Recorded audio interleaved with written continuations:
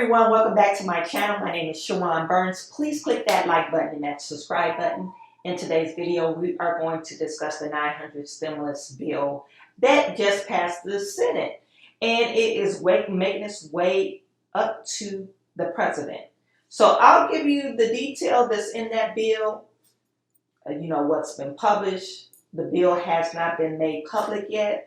But I will give you what I have, what I know about the bill.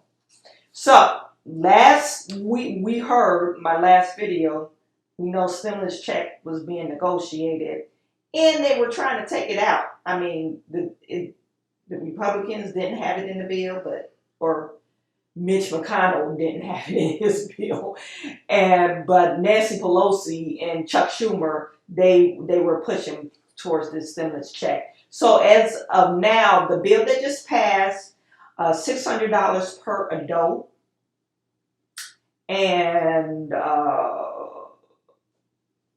making up to $75,000 a year, $1,200 for the couple, making up to $150 a year, $150,000 a year, and for children, $600 per children. Now, any dependents 17 or older, you will not get a stimulus check. So that's one of the things that they wrote in there, okay? So your dependents have to be 17 or younger. Unemployment benefits, it was extended to $300 per week. The U.S. Postal Service grant, Congress agrees to convert a $10 billion loan to a grant that they loaned the Postal Service. There's payroll loans, which they're extending the time period where you could apply for the PPP. We know that expired in August, and they never extended it because we were waiting for a bill to pass. So $284 billion for government payroll loans, including expanding eligibility for nonprofits and newspapers and TV and radio broadcasters. $15 billion for live venue independent movie theaters. That's much needed because, movie theaters have been shut down since the pandemic and they haven't opened. At least they haven't opened back up in this state. Cultural institution, $20 billion for Target and disaster relief for that. And I'm making another video, we'll dive deep in the business funding that they set aside for that.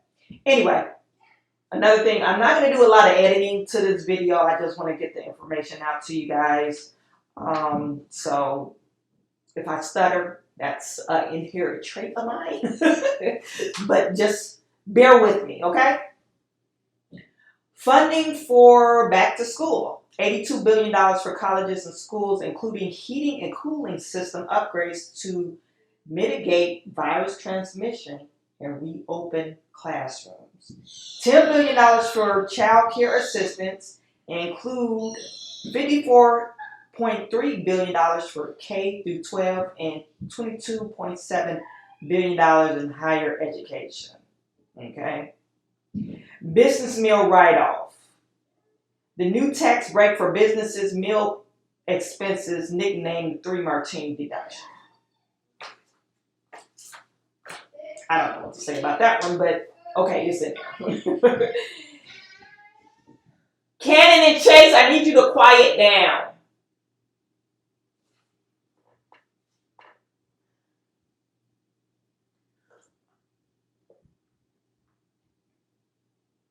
And into the surprise medical billing. Insured only need to pay in-network costs when emergencies or other issues forces them to use a medical provider that wasn't covered in their network. That's a pretty good thing for people because a lot of hospitals was like turn away people, or you couldn't even get a doctor's appointment, which is crazy. And you couldn't get a doctor's appointment, then you have to take a COVID-19 test, then it takes them 7 days to get the test. Anyway, I don't know if all those problems have been rectified, but it's been a problem.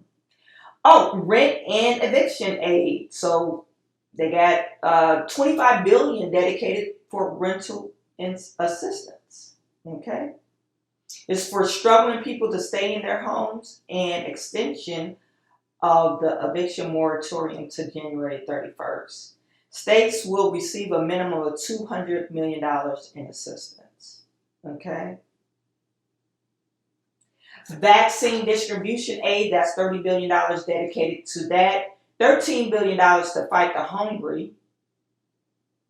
Or to fight the hungry, that sounds crazy. To fight hunger. Okay, so they're providing funding for food banks, senior nutrition programs, college student access, federal government, or the SNAP program, okay? So they put $13 billion in that. Farm aid, another $13 billion of direct payments to purchases and loans to farmers and other ranchers. Expanded Pell Grant, new grants for college tuition, which will reach about 500,000 new recipients. Internet access. This is, they dedicating $7 billion for broadband internet access.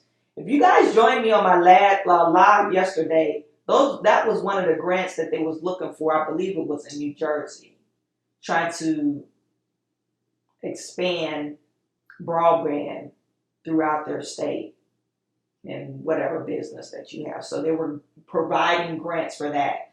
But this is included. It says $7 billion to give more American broadband internet access, including $1.9 billion to replace telecom network equipment that process national security risks, and $3 billion for a new temporary benefit program to help low-income Americans get access to broadband.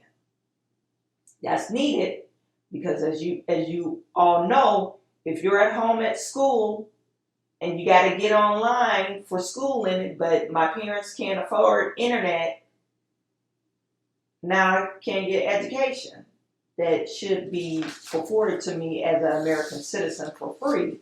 But since I don't have internet access, I can't educate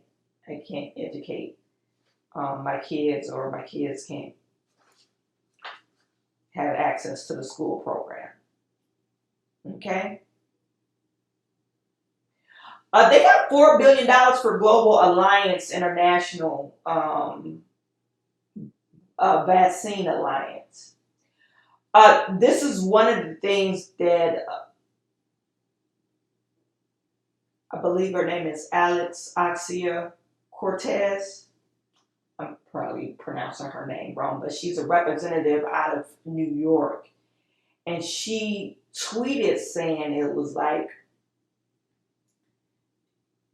the bill, they're bailing out, they're worried about global stuff, and stuff here is going on. You know, they sending out global relief to other people, and we don't get our house fixed. Kind of, it's a valid point that she made. Minority businesses. $12 billion for minority-owned and very small businesses struggling to access the earlier payroll protection program financing. That's needed. It might be too late, though, Mr. Government, because it's been freaking 9 months or 10 months that this pandemic is going on, and y'all just realized that minority-owned businesses didn't have access to the funding. Anyway, they put it in there.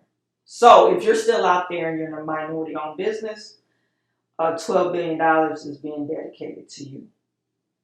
So what is not in the relief bill, the liability protection. They dropped that, okay?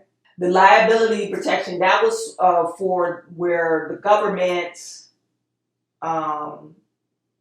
or really the Republicans, wanted to safeguard businesses from lawsuits, okay, or frivolous lawsuits.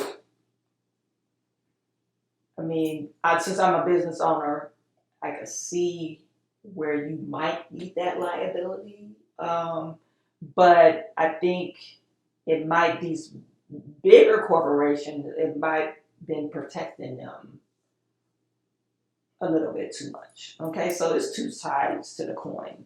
It all depends on where you sit. Okay. So yeah, that is it. My next video that I'm gonna drop is gonna be about the EIDL. Got some money in the EIDL in the PPP program. So that's going to be my next video. We're going to talk about the details in that. You know, so just look to see once they drop the language of this relief package.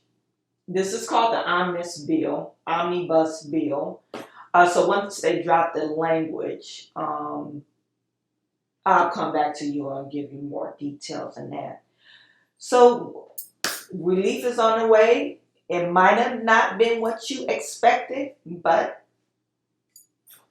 it's here, and hopefully we'll see. So once the president signed the bill, we could expect to see direct stimulus payments.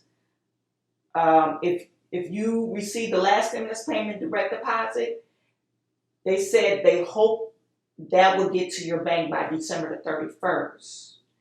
And they're planning to mail out 10 million checks per year. Now, this was tweeted by another representative, so this is what he's expecting that IRS or the Treasury Department to do. So 10 million checks per week, and everyone starting on between the 1st and the 15th, so everyone should receive your stimulus check by the end of the January. I'm going to link the non-filer. If you're a non-filer and you haven't claimed your stimulus, you haven't, because they can't find you or whatever reason, check this video out, okay? So thank you for tuning in. I am sending all my good to you. I will talk to you soon.